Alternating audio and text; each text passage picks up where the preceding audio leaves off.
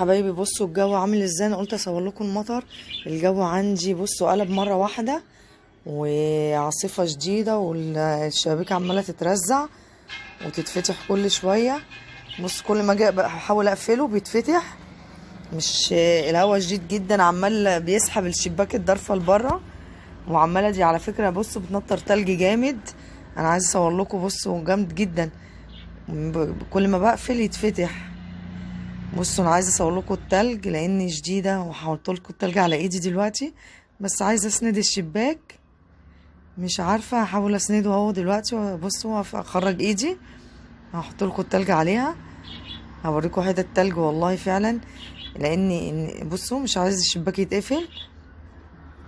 على فكره انا كل ما اسال حد المطره وبتاع يقول لي لا مفيش احنا عندنا مطر عادي. لان انا الوحيده اللي نزل تلج عندي اهوت.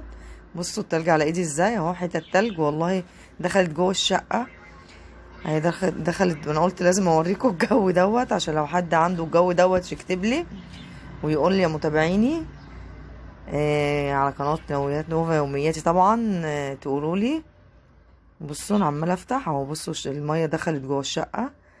وعلى فكره دخلت برضو المطر التلج اكتر. هوريلكم اكتر اهو دلوقتي في قفص العصافير.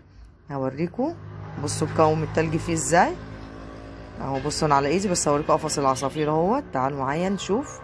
خش البلكونه هوريكم بقى قفص العصافير اتجمع فيه التلج ازاي. يلا تعالوا معايا. بصوا اتجمع بقى التلج ازاي.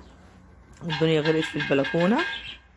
معلش الصوت بقى الناس معديه. بصوا يا جماعه اهو شايفين المطر. بصوا غرقت الدنيا والشباك. بصوا انا هوريكم هنا من البلكونه اوضح اهوت. بصوا حتة التلج نازله لو هي قريبه للكاميرا اهيت. بصوا بحاول اقرب عشان اوريكم. بصوا شايفين اهي. بصوا بحاول اجيبها على ايدي برضو هنا.